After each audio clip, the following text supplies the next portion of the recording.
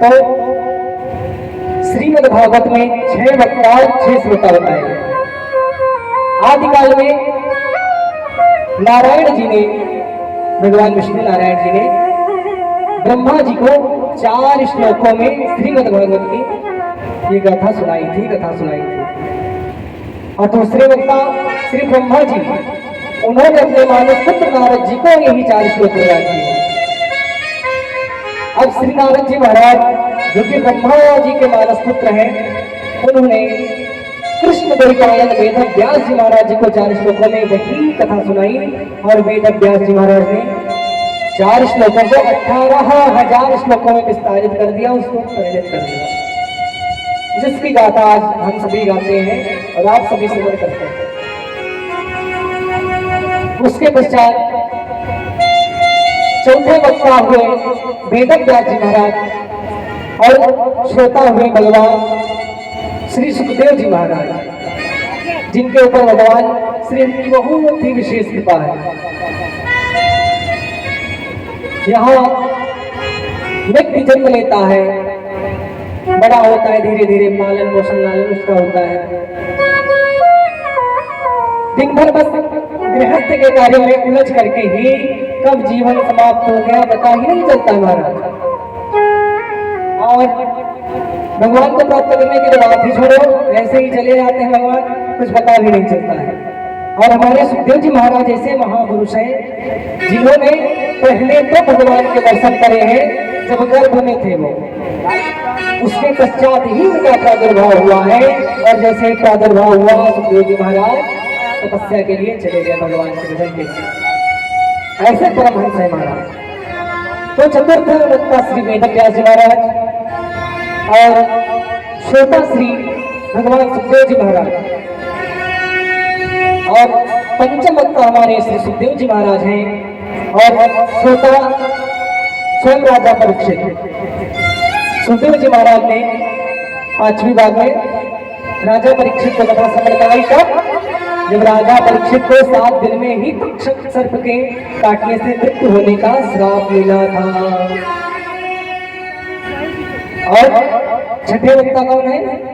श्री सूत जी महाराज। और श्रोता कौन है? सर्वकार्य 88,000 से नैमिषारण्य की पावन धरा पे मैंने श्रवण करी थी।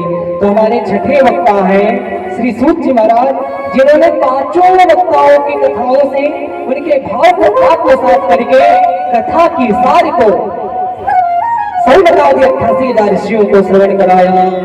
बोलिए श्रीमद् भागवत महापुराण की जय हो। आइए हम सभी भी अपने गुरुदेव भगवान के चरणों में प्रणाम करते हुए भागवत की कथा में प्रवेश करते हैं। बोलिए सद्गुरु भगवान की जय हो।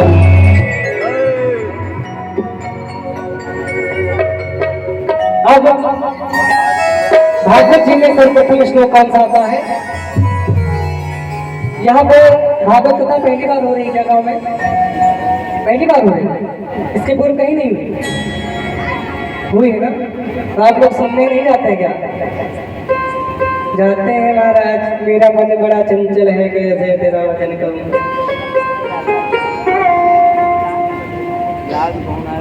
मन तो इधर उधर भटका रहता है, ध्यान कहाँ से देंगे। चलिए कोई बात नहीं, आज हम बताते हैं, आप ध्यान से सुनिएगा। मैंने कोई एकाग्र करके इधर उधर आपका मन नहीं होना चाहिए, क्योंकि दुनिया में सबसे ज्यादा स्पीड किसकी है? मन की। अभी आप यहाँ बैठे हैं, आपका मन 1 सेकंड में दिल्ली पहुंच जाएगा, 1 सेकंड में देश पहुंच जाएगा। तो मन की गति इतनी तेज है, भगवान की कृपा कार्य कोई नहीं पा सकता है, केवल भगवान का भजन करो तभी। तो आइए भागवत जी में प्रवेश करते हैं और भागवत जी के प्रथम श्लोक का श्रवण करते हैं। सच्चिदानंद रूपाय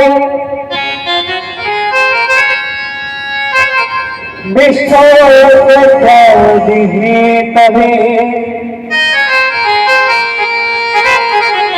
तापत्रय विनाशाय श्रीकृष्णाय वयम्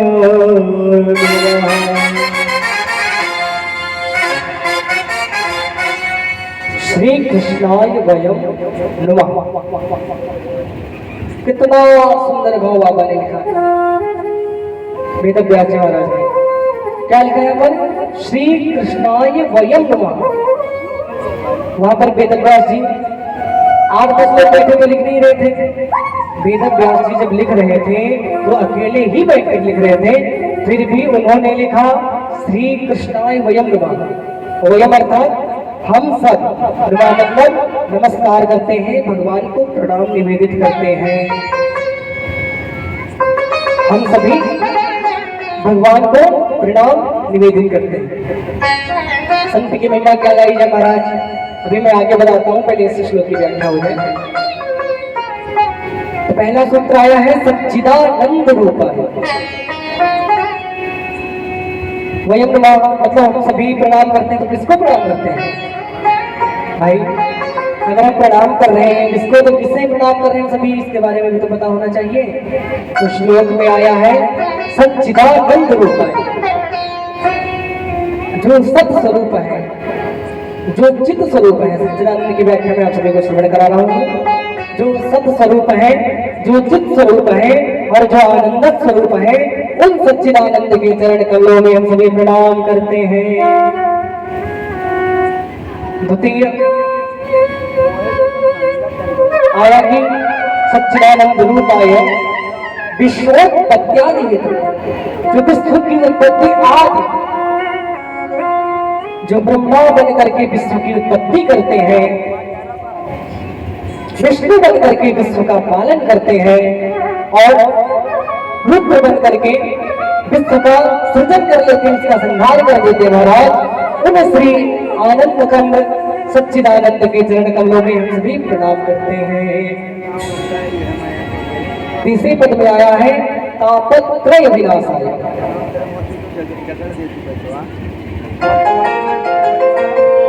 तापत्रय विनाशाय का अर्थ क्या हुआ? जो हमारे तापों को, तापत्रय मतलब तीव्रता, और कौन से ताप होते हैं? दैहिक, दैविक और भौतिक ताप। तो क्या रामचरितमानस में बाबा तुलसीदास ने बहुत ही सुंदर चौपाई गाई है इसके बारे में। दैहिक, दैविक, भौतिक ताप,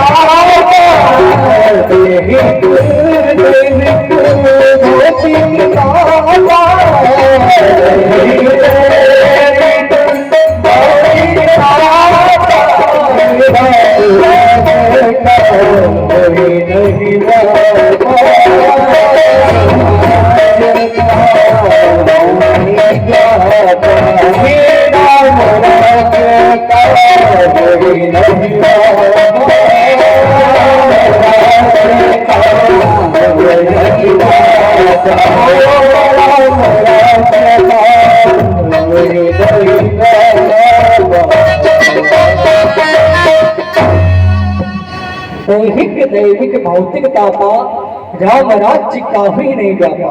तो तापत्रय विनाशाय, जो हमारे तीनों तापों का नाश करते हैं। कौन से? दैहिक, दैविक, भौतिक, तीनों तापों का जो हमारा नाश करते हैं, उन भगवान के चरणों में हम प्रणाम करते हैं। अब आप लोगों को मैंने बताया कि 3 ताप कौन कौन से ताप है? आध्यात्मिक ताप, आधिदैविक ताप, आदि भौतिक ताप।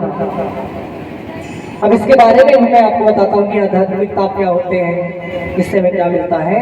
तो आध्यात्मिक ताप उसे कहते हैं जो मन ताप हमारे शरीर और मन में हो, जो ताप हमारे शरीर और मन में हो, जैसे काम, क्रोध, लोभ, मोह, ये जो ताप होते हैं जो हमें अंदर से बहुत परेशान करते हैं अंदर से, इसे हम आध्यात्मिक ताप कहते हैं। अब आधिदैविक ताप क्या है महाराज? जो दैव प्रदान करे, जो देवताओं के द्वारा हमें मिलता है, जैसे अत्यधिक गर्मी होना, अनावृष्टि होना, अतिवृष्टि होना, भूकंप इत्यादि आना, ये सब क्या आ रहा है?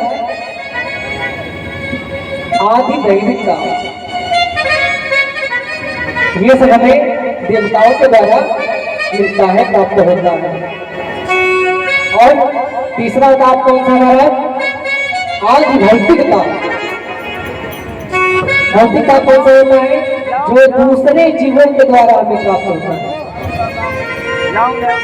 जैसे कि किसी की हत्या कर देना, एक्सीडेंट वगैरह हो जाना, सर्प काटना, बिच्छू काटना, ये जो होता है ये आदि भौतिक ताप होते हैं जो हमें दूसरे जीवों के द्वारा मिलते हैं। तो दैहिक दैविक भौतिक तापा राम राज्य का ही नहीं पापा। तो जो इन तीनों तापों को भी नष्ट कर देते हैं, समाप्त कर देते हैं, उन भगवान के चरणों में हम सब क्या करते हैं? प्रणाम निवेदित करते हैं। तो सच्चिदानंद रूपाय विश्वोत्पत्त्यादि हेतवे तापत्रय विनाशाय श्री कृष्णाय वयं नमः।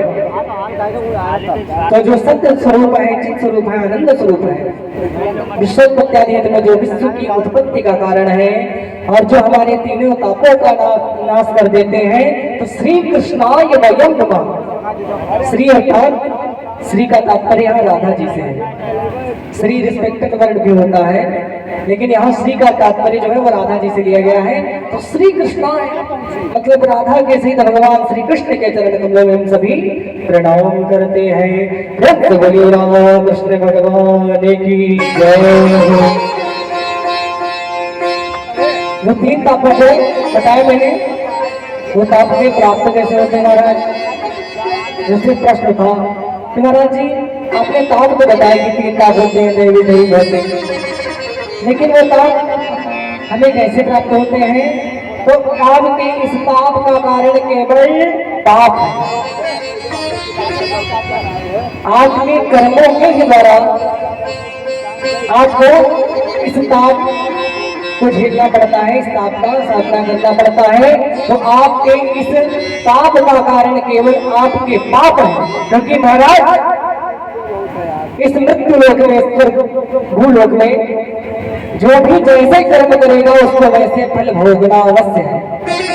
और ये बात सभी को पता भी है, लेकिन फिर भी हम सुधरने का नाम नहीं लेते। अगर हमने अच्छे कर्म किए हैं तो उसका फल देर सही लेकिन सही मिलता अवश्य है। इसी प्रकार अगर हमने बुरे कर्म किए हैं इस मृत्यु लोक में तो हमें उसका फल मिलता जरूर है। तो इस पाप का कारण केवल आपके पाप है, कहना चाहिए, कुछ भी नहीं। तो कहा गया महाराज अब इस पाप को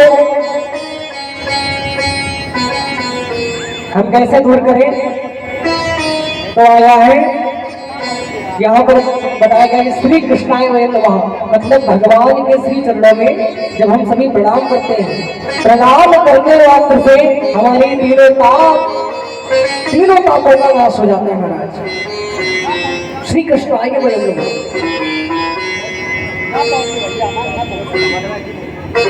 श्री कृष्णाय वयं नमः। तो इन पापों का नाश केवल भगवान नाम संकीर्तन से हो सकता है। तो प्रथम श्लोक में आया श्री कृष्णाय वयं नमः, और भागवत जी के सबसे अंतिम श्लोक में आता है नाम संकीर्तनम यस्य सर्व पाप प्रणाशनम प्रणामो दुख शमनस्तम नमामि हरिं। मतलब प्रणामो दुख शमनस्तम, नाम संकीर्तनम यस्य सर्व पाप प्रणाशनम, भगवान के नाम संकीर्तन से ही क्या प्राप्त होता है महाराज? हमारे समस्त पापों का खंडन हो जाता है, समस्त पापों का नाश हो जाता है और हमें ईश्वर की प्राप्ति होती है। तो भागवत जी में प्रथम श्लोक में भी वही आया और अंतिम श्लोक में भी वही आया। तो भगवान को प्रणाम करने मात्र से, नमस्कार करने मात्र से हमारे समस्त पापों का नाश हो जाता है। तो कलयुग में केवल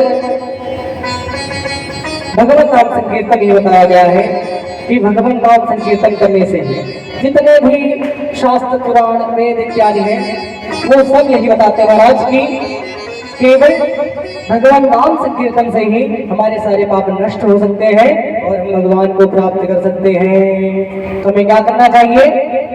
हरि नाम हरि नाम हरि नाम ही गाना चाहिए। हरि नाम गाएंगे तो क्या होगा? आइए भजन के माध्यम से श्रवण करते हैं, सभी लोग हमारे साथ में गाएंगे। हरि नाम गालो सहारा मिलेगा। सभी लोग ताली से गाते हुए आएंगे।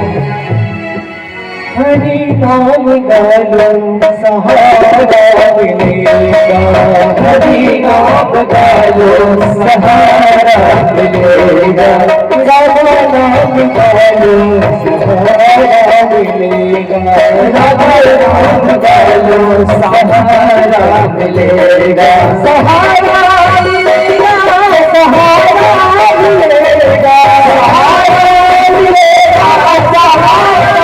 मिलेगा, सहारा मिलेगा, सहारा मिलेगा, सहारा मिलेगा, सहारा मिलेगा, सहारा मिलेगा, तेरे नाम गालो सहारा मिलेगा, नाम गालो सहारा मिलेगा, हरि नाम गालो सहारा मिलेगा।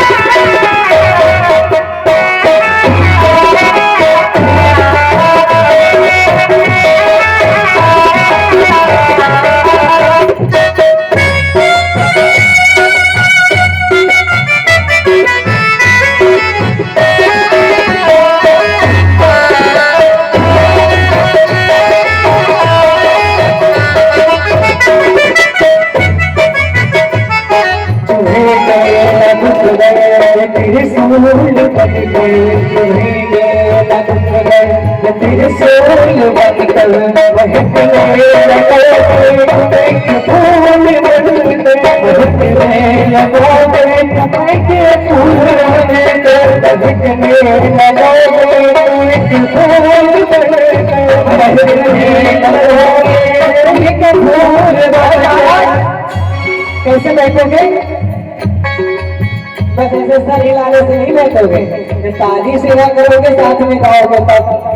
ऐसे उसी की कृपा का इशारा मिलेगा, उसी के कृपा का इशारा मिलेगा, उसी के कृपा का इशारा मिलेगा, उसी के कृपा का इशारा मिलेगा, हरि नाम गालो सहारा मिलेगा, हरि नाम गालो सहारा मिलेगा, राधा नाम गालो सहारा मिलेगा, राधा नाम गालो सहारा मिलेगा। तालियों को बजाते हैं।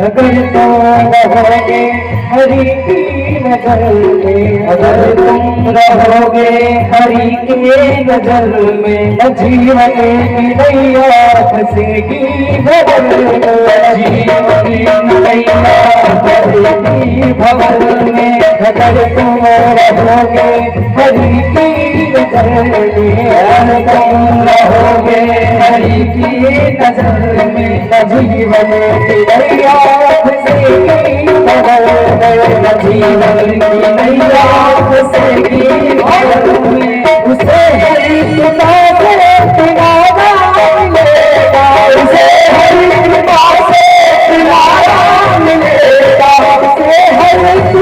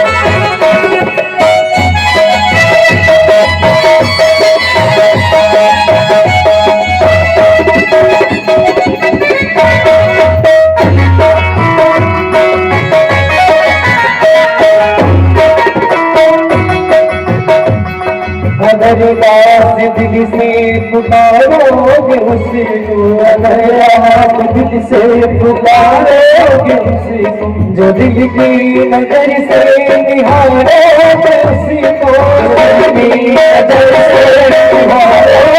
उसको, अरदास दिल से पुकारोगे उसको, अरदास दिल से पुकारोगे उसको, दिल की नजर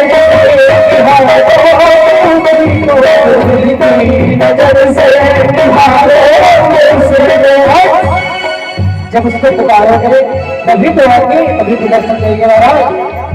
तो क्या भाव बनेगा, तुम्हें दर्श का भी नजारा मिलेगा, तुम्हें दर्श का भी नजारा मिलेगा, तुम्हें दर्श का भी नजारा मिलेगा, तुम्हें दर्श का भी नजारा मिलेगा,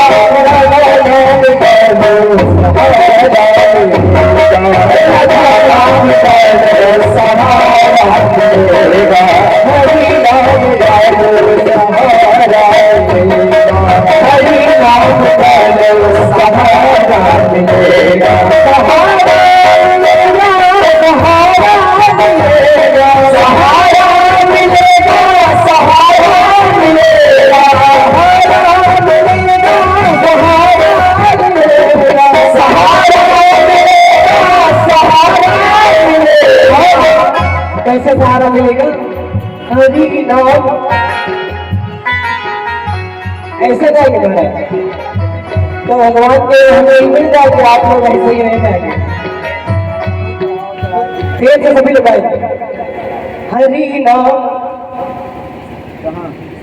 अरे कम से कम याद नहीं तो पीछे से बोल दीजिए, हरि नाम गालो सहारा मिले, हरि नाम गालो सहारा मिले, नाम।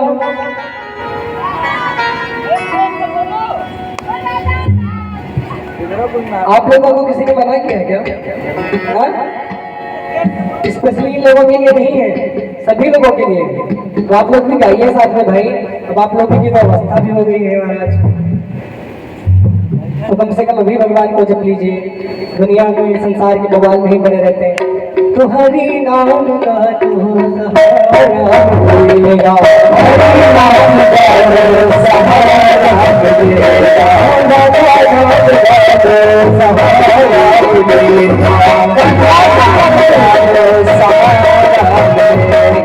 हरि नाम का तो सहारा मिलेगा,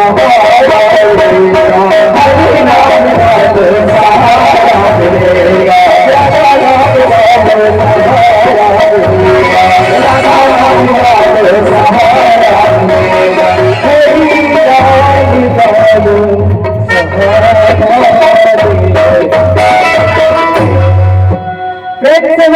बालकृष्ण कन्हैया की जय हो, श्रीमद्भागवत महापुराण की जय हो, भैया की जय हो। इधर के नीचे लाइट नहीं जल रही।